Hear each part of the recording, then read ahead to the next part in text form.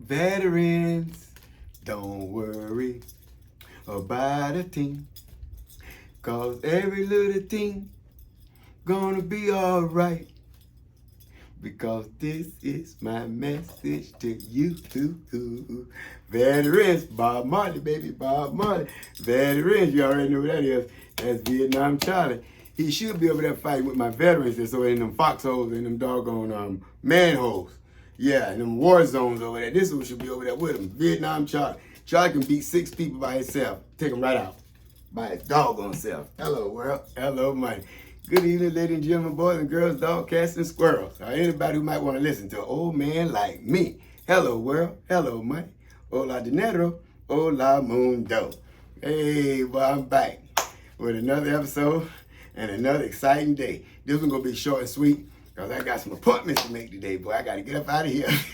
Hello, world. Hello, money. All right, so I want to start out with planes on runways and motorhomes down freeways.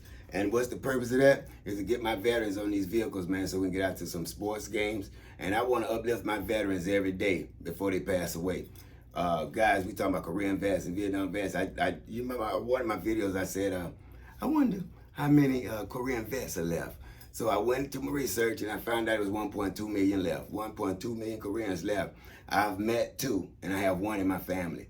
Man, what a beautiful thing. So what we want to do is just get these people out, man, before they pass away, to a football game. Those that's physically limited, have all type of disabilities. People just discard them. A lot of people think that, once you become handicapped, a lot of people don't really want to deal with you, man. And I got to tell you guys a story how it all started. I really thought it was 2 ways that this thing started, where I got my calling, but I found out truly last night how I got my calling. Guys, I want to back up real quick and tell you what happened. In 2002, I was going through physical challenges, mental challenges. I had so many challenges, man. And the thing that made me mad, so many people out here think they're so perfect that they don't have problems. And they'll hide it. And they suffering in pain. But it's always best to bring all that out, man. It's always best to bring it out. So one day I was walking. It was about 11 at night. And at this church sign, it was a big old sign. And it was lit. It was lit up. And it said, "Be still and know that I am God." And I sat there, and I was standing there and I was reading this thing, and a calm came over me like you wouldn't believe. It's hard to explain, but a calm came over me. And guys, let me tell you something. The very next day, this was 2002, I seen a wheelchair. And from that day on, every single day that I walked out of my house, guys, I've seen a wheelchair. From 2002 to 2023. Is that crazy or what? But I didn't know at the time that God was lining me up for my veterans, man, that has physical challenges and have all type of disabilities. I did not know God had that plan for me. But I'm telling you how it all started. See, I thought that it started when I was at this football game and the planes flew over and nobody really understood the tradition of those planes, the ceremonial tradition. Then I thought one day I was going to church on a Sunday. And as I was getting out of the car, a wheelchair passed by. And then I thought, oh, that's what it is. God trying to show me that I could be in that chair if I don't be humble. So that's what I was thinking. But that wasn't it either. It was last night. Guys, the lady I told you that wanted to remain anonymous who helped me with my video editing? Well, I was telling her the story about these wheelchairs. And I was just commenting, just saying how, I can't wait till the day I get all these guys in wheelchairs to a football game. And then this lady said, which it came through God, out her mouth to me. She said, well, maybe it's because all those wheelchairs you've seen every day, Mr. Costello. And guys, I swear, I was floored. I fell to the floor, man. And it hit me. That's what, all these years, man. All these years, man. I seen this wheelchair every day I walked out the door. If I didn't walk out my house, I didn't see a wheelchair. But if I walked out the door, I seen a wheelchair, man. And it hit me last night when my anonymous young lady told me, maybe it was because all the wheelchairs you've seen every day. And bang, that's it. That's it. That's my calling. I'm sharing it with you guys. That's my calling. That's my calling. That's it. Man, for 23 years, 21 years or something like that, man, since 2002, God had me looking at a wheelchair every day. And I just always asked my mama, I couldn't wrap my head around it, guys. Please bear with me. You got to understand the story, because this is how it all now starting out for real. And so I said, oh my God, that's it. I seen a wheelchair every day I walked out my door since 2022, man. And it always bothered me because I didn't understand it. Oh my God, I truly understand it now. I truly understand. That's why I'm so adamant and fighting like heck for these veterans, man. Because I was seeing these wheelchairs every day. I didn't understand it. Now it all came full circle. Guys, my dream is to get every guy in a wheelchair, to a football game. Those that we can able to get out to a football game, man. And we're going to get this done, man. We're going to try to find a lot of people that are going to help me, man. I cry out every day. This site is for my veterans. This platform is for my veterans. Guys, if you ever want to get on here and just talk and run your mouth, it's all right with me, because we all have stories, man. We all have stories. Oh, we have stories. And I got another young lady that's in my family was in the military, man. I'm going to have to shout her out today, too. I'm coming to find out we had a lot of people in our family that was in the military, man. It really was, and I can't wait to shout her out. But guys, let me get back to my veterans. Veterans, all you guys overseas, in them war zones, foxholes, man, I hope you're very, very safe. And I hope you praying and thinking about coming back home, man. Because we want you back here. This is where you belong. We don't want nobody over there fighting, man. We want to live and let live. You know, that's what we do, man. We want to live and let live. That's what we do. And I want you guys to be safe. Everybody knows hospitals all around the world, man. VA hospitals. Just know, man, those nurses and doctors are there for you, man. They know what you're going through. They know your pain, and they probably feel your pain. They're going to take care of you, man. They're going to take care of you all around the world, man. That's what these doctors and nurses do. I love them. They all good, man. I done went to all hospitals, a lot of hospitals. I never had a problem with a doctor or lawyer, man. You know, other people talk real bad about these doctors and lawyers, and I'm yet to see it. I'm pretty sure it might happen, but, man, you got to understand what they go through on a daily basis, man, doctors and nurses, man. They talk to a lot of people, man. They care for a lot of people on a daily basis, especially at the VA, man. I'm practically over there every day, man. And they take care of all them vets, man, all the sick vets. You ought to see it, man. They do wonderful jobs at the VA, man. I love it. I love it. Okay, I want to digress. But, guys, I found out why God got me moving toward all these veterans in wheelchairs and disabled and had all these physical limitations. That was it. Wow, 20-something years, man. I seen a wheelchair every day, man. Every day, and I couldn't never put my finger on it till last night. And, you know, I said I wasn't going to get up here and cry today because I'm trying to stay away from that type of stuff. But I know if I'm going to be dealing with these veterans, man, there's going to be some emotions involved. And I hope you guys can bear that with me, man. There's going to be some emotions. You can't hide emotions, man, when you're talking about veterans. They done went over there and fought for us. And now they're sitting over here and decapitated. Can't do nothing, man. We have to do what we can for them. And all we could do, man, at least we can do, is just get these people to a football game. That's all we want to do. Just get them to a football game. You know, they might not want to go to a football game, but we're only looking for the ones that might want to go to a football game, man. We want to do whatever we can to get these people out to a sports facility, man, so they can enjoy their last moments here on earth, man, because these guys are going to be passing away. And as I'm speaking, some of them probably passing away, man. I want to get out and touch everybody we can, man. Help me, veterans. Come on, man. I mean, I know I'm sitting out here every day shouting. I know I'm only 2 weeks in. But, man, some of you listening, man, hit your veterans up, man. Tell them, man, let's get on these platforms. Let's get these people out here. Let's hear some stories, man. I love to hear stories, man. I do. I love hearing military stories. They're all different. They're never the same, just like when a couple meet. You know, when I was in the Marine Corps, I was writing books about how do couples meet. And that was a beautiful thing when you think about it. Because even with me talking to you guys, everybody is listening. Everybody had a different way of meeting their loved one. And that was me, walk around. I didn't have cameras stuck in their face. That time I had an ink pen and paper stuck in their face. So, hey, how did you couples meet? And, man, they'd be glad to tell you. They'd be glad to tell you. Everybody meet differently. It's a beautiful thing. So, anyway, guys, I want to get back to my veterans, man. Those guys over there in the hospitals, man, we love you. All our veterans love you, man. We don't want you on your back. We want you on your feet. We want you over here with us at these football games, man. Let's get these football games up, man. Let's get all these veterans out, man. Let's help them, man. Let's help them. Please, I ask each and every one of you, man, please, let's get these veterans, man. Let's go do what we can with them on their last little days, man. Let's sit there at the football game eating a hot dog and a Coke, man, and watch them see the plane fly over too, man. Let's watch them, man, sit in the stadium when the announcer hollers, ladies and gentlemen, we want you to pay all your attention to the left end zone. And everybody look down to the left end zone, and they say, veterans, thank all you guys for your service. Thank you for coming home safe. And I just hope you enjoy the rest of the game. Ladies and gentlemen, please stand up and let's give these doggone veterans a round of applause. And 67,000 people, baby. Woo. Let's give all my veterans. Yeah. Woo. My God, that's a flower. That's all we ask. That's a flower. You know, flowers, man. Thank you for your service and welcome home. We ain't asked for no money. We ain't asked for no nonsense, man. Dog, we just say, man, respect what we did while we was over there fighting for you, while you was over here laying up, making love with your wife, making kids, doing all the things that you wanted to do in life. But those guys couldn't do nothing, man, because they was in foxholes fighting for you guys, man. Fighting for you guys. That's the least we can do. Shout them out every day.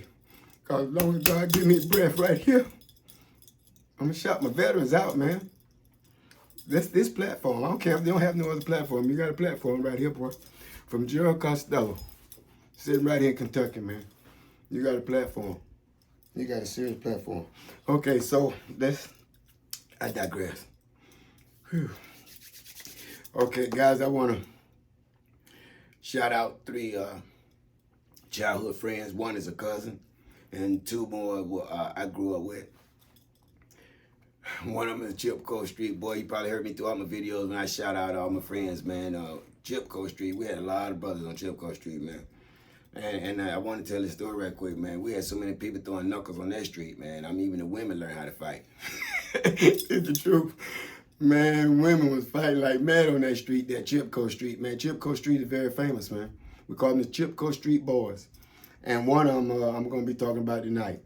But, you know, ladies are first, man, and I have to go with my cousin. Here's another young lady who was in the military. I think Anita went to the Army. And I think she'll correct me if I'm wrong. She could have been to the Air Force, too. But I think she went to the Army. I got to call and find out. But I found out today through my other cousins. I forgot about my cousin, Anita.